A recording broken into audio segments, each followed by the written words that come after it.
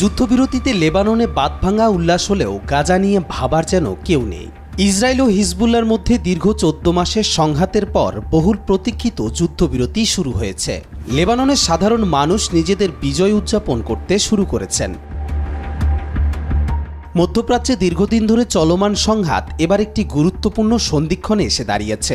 লেবাননে যুদ্ধবিরতি চুক্তির পর মার্কিন প্রেসিডেন্ট জো বাইডেন গাজাতেও একই ধরনের অগ্রগতির আশাবাদ ব্যক্ত করেছেন।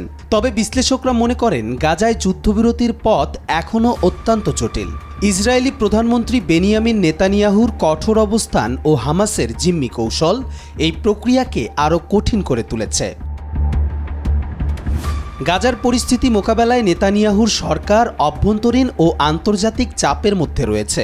তার উগ্র ডানপন্থী মিত্ররা গাজায় যুদ্ধ শেষ হওয়ার পর সেখানে ইহুদি বসতি স্থাপনের স্বপ্ন দেখছেন। তারা হুমকি দিয়েছেন হামাসকে পুরোপুরি নির্মূল না করা পর্যন্ত যুদ্ধ বন্ধ হলে তারা জোট ভেঙে দেবেন। অন্যদিকে নেতানিয়াহুর অবস্থান অনেকাংশ নির্ভর করছে তার ক্ষমতাসীন জোট ধরে রাখার ওপর। যুদ্ধবিরতির শর্তে ছাড় দিলে আগাম নির্বাচন দিতে হতে পারে, যেখানে তার পরাজয়ের সম্ভাবনা প্রবল। লেবাননের সাম্প্রতিক যুদ্ধবিরতি ইসরায়েল ও হিজবুল্লার মধ্যকার অস্থির সম্পর্ককে কিছুটা শান্ত করেছে। এই চুক্তি নেতানিয়াহুর সরকারে তেমন প্রভাব ফেলেনি, কারণ লেবানন ইস্যুতে তার ওপর অভ্যন্তরীণ চাপ তুলনামূলক কম। তবে গাজায় একই ধরনের অগ্রগতি পাওয়া আরও কঠিন, কারণ ইসরায়েল ও হামাসের মধ্যে পারস্পরিক অবিশ্বাস অনেক গভীর। গাজার যুদ্ধবিরতি শুধু সামরিক সংকট নয়, এটি একটি মানবিক সংকটও সমাধান করতে পারে।